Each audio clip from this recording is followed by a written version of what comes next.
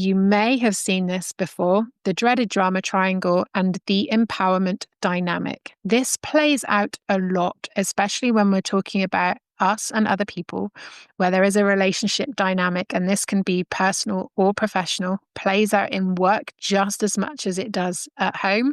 The three characters for the dreaded drama triangle are the victim, the rescuer, and the persecutor. Roles within the drama triangle are ultimately disempowering. Sometimes other people, a persecutor, creates the victim. And sometimes the victim creates that identity themselves. So we talk about the victim mindset. Everything is happening to me.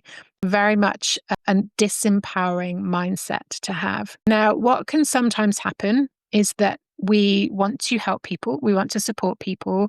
So what we try and do for a quick win is rescue people. So we jump in, we want to help, we want that kindness, we want that compassion.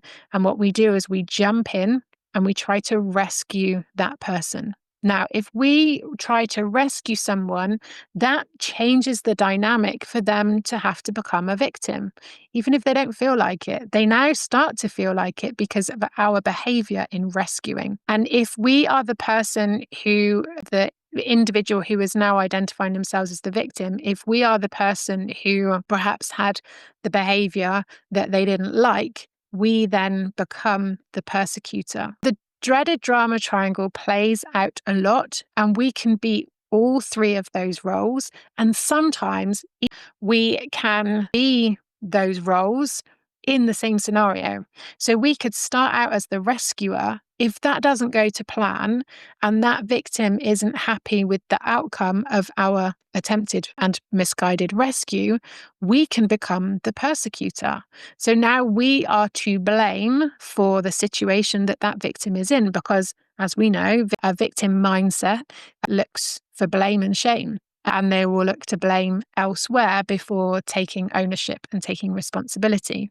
So we can start out with very good intentions and end up in that persecutor chair. As the victim, we don't want them to be rescued. We want that victim to be empowered.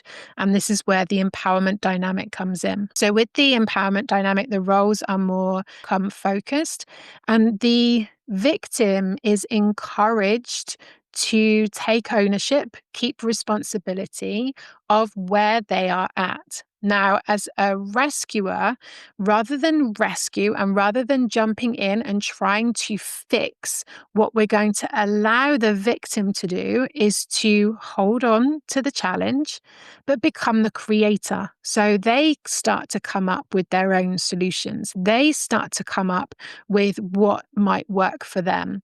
So we're coaching them through it rather than rescuing and rather than fixing. Now, the persecutor in the positive dynamic becomes the challenger. So they can still challenge the behaviors, they can still challenge the mindset, they can still challenge to help that person move forward, but it's done in a more empowering dynamic so that individual is creating their solutions.